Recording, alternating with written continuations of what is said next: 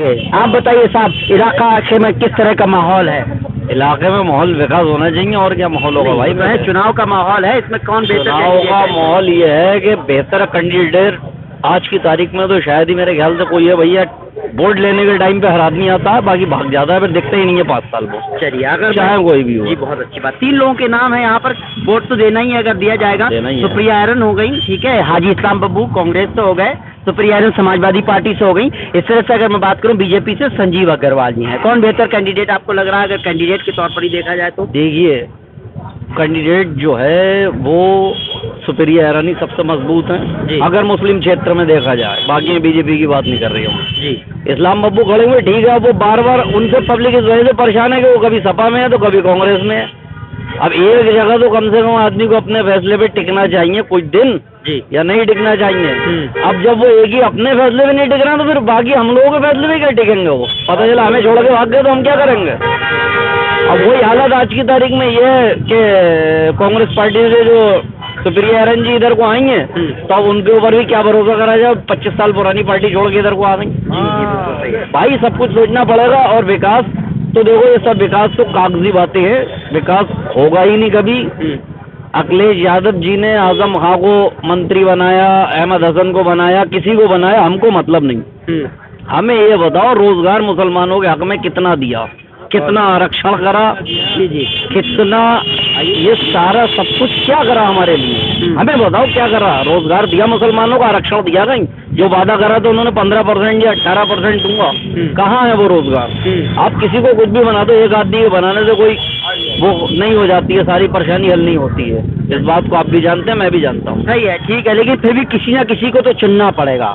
तभी तो मैं कह रहा हूँ कि ठीक है, दल बदलू हो रहा है, लेकिन कौन बेहतर कैंडिडेट है? एक बार को अगर वोट भी देना है तो कोई तो ऐसा बेहतर लग रहा होगा आपको। ऐसा है, ये फैसला अब आखिरी दिन ही होगा कि किसका पड़ला भारी है। और मैं एक शेर कहना चाहूंगा इन नेताओं के लिए कि तख्त भी बदल देंगे और ताज भी बदल देंगे, कुर्सियां दिलाने का कोई वादा कर तो ले, इनका क्या है, ये अपने बाप भी बदल देंगे। वाह, क्या बात है। कुल मिलाकर अपने वोट किसको देना है नहीं बता रहे, लेकिन नाराज बहुत हैं, सियासतदान से नाराज बहुत हैं। उसकी वजह भी बता दी। आप साहब क्या कह रहे थे, कुछ बताएं, क्या कहेंगे? मेरा कहने का एक ही मतलब है जी दोस्त, कि जब तक अपलिफ्टमेंट नहीं होगा मुस्लिम का एजुकेशनली, जी जी जी कोई सुधार कौम मुस्लिम में नहीं आना। अब मुसलमान थोड़ा जाग गया है जी। किसी भी सरकार ने आज तक ना तो कोई कोटा दिया जी नाम को, ना कोई और किसी भी तरह का बेनिफिट दिया। जैसे कि आप समझ लेंगे स्कॉलरशिप है, सब नाम की है जी।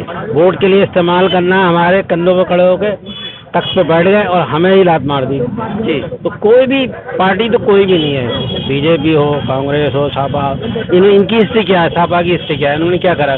बुनियादी ढांचा जो था मुसलमान के नीचे करने का, वो बाबरी मस्जिद से शुरू हुआ, सुप्रीम कोर्ट के फैसले पर खत्म हो गया। जी।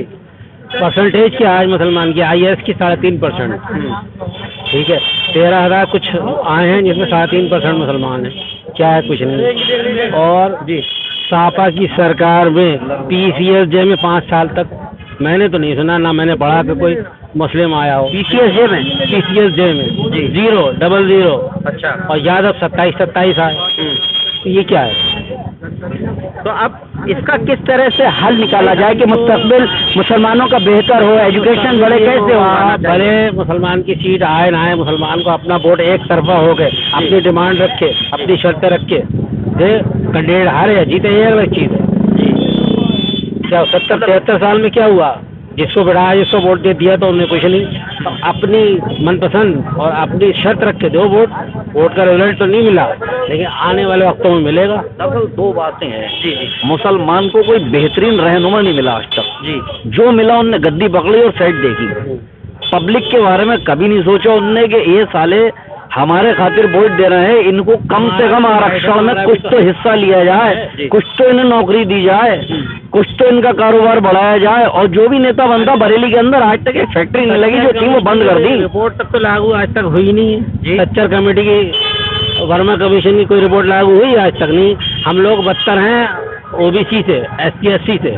आप उनको उठा के देखिए कि खानदान में 10-10 IAS PCS हैं, जिसके एक खानदान में IAS PC हो जाए, खानदान पूरी नस्लें ऊपर चली जाएंगी। बिल्कुल बिल्कुल बिल्कुल। उनका एजुकेशनली और फाइनेंशियली वो पता हो जाए, उनको वो जरिए पता हो जाएंगे, उनको वो इंस्टीट्यूशन पता हो जाएंगे, कैसे हम आगे जाएं। हमारे यहाँ तो कुछ है ही नहीं। और देखिए साहब, एक बात मैं आपको और बताऊं, एजुकेशन का ये हाल है आज की तारीख में कि एक बात है कि जिस देश के अंदर एजुकेशन खत्म हो जाएगी, जैसे कि कहते हैं जिस गांव में बारिश नहीं होती वहाँ फसलें खराब हो जाती हैं, और पूरे हिंदुस्तान में पढ़ाई नहीं हो रही और नस्लें खराब हो जाएंगी आने वाली। गांधी जी ने ये आप समझ लो, हिंदुस्तान के अंदर सबसे बड़ी दिक्कत है पढ़ाई। अगर ये एजुकेशन फ्री कर दें, बेहतरीन कर दें, बिल्कुल सस्ती कर दें, तो रोटी तो कोई भी छीन लेगा इनसे। जब पढ़ा लिखा होगा तो सब छीन लेगा। कमा लाएंगे, जैसे MBBS है, इंजीनियर है, सब बाहर जाके ला रहे हैं, लेकिन ये पढ़ने के लिए 20 लाख रुपए ही नहीं है। अब MBBS की सीट 1 करोड़ 20 लाख रुपए की प्राइवेट है। कोरोना में हालात ये टॉपर्स हैं वो निकाल लेते हैं। कोरोना के हालात ये हैं कि मधुशाला खुली है और पाठशाला बंद है, तो यूपी तरक्की कहाँ से करेगा? यूपी वो तो कहना है, आपने उनका छत्तीसगढ़ के मुख्यमंत्री का सुना होगा शायद, हाँ, कि वो कह रहे थे कि यूपी के अंदर इतनी शराब बहा दो कि यहाँ से उठे ही ना नशे में। ये तो उनके बोल हैं भाई, तो यूपी वाले शराबी थोड़ी हैं, पढ़ना भी चाहते हैं लोग। वाकई अगर देखा जाए, हमारे सवाल तो कुछ और थे, चीज़ें कुछ और निकल कर आई। जब तालीम याफ्ता लोग मिलते हैं, अपनी बात रखते हैं, तो चीज़ें सामने नजर आती हैं। जो भी हो, मुस्लिम तबके की अगर बात की जाए तो यहाँ एजुकेशन की सबसे ज़्यादा ज़रूरत है। अगर सियासत हो रही है, सियासत कीजिए, लेकिन इस कौम को ज़रूरत है कि इस कौम का भी ख्याल रखा जाए। इसको भी जो है रिजर्वेशन अगर दिया जाता है तो रिजर्वेशन दिया जाए, और जो हाई पोस्टेड हैं, जो एग्ज़ाम होते हैं, चाहे IAS का एग्ज़ाम हो, PCS का एग्ज़ाम हो, कहते हैं कि हमारी भागीदारी बहुत कम नज़र आती है, हमारे सिलेक्शन बहुत कम नज़र आते हैं। अगर समाजवादी पार्टी की सरकार थी पिछली बार, तो देखा जाए तो मुसलमान बहुत कम थे और यादवों की तादाद बहुत ज़्यादा थी। वहाँ पढ़ाई में कमी थी, या एग्ज़ाम नहीं दे पाए, या क्वालिफिकेशन की कमी थी, हम कमज़ोर थे, ये आगे की बात है। लेकिन ज़रूरी है कि हम बेहतर तालीम हासिल करें। हमारे मुस्तकबिल बेहतर तभी होगा जब हम बेहतर एजुकेशन हासिल करेंगे, और मुसलमान अगर बेहतर एजुकेशन हासिल कर लेगा तो वो अपनी तरक्की खुद ब खुद कर लेगा, अपनी तरक्की के रास्ते खुद ब खुद निकाल लेगा।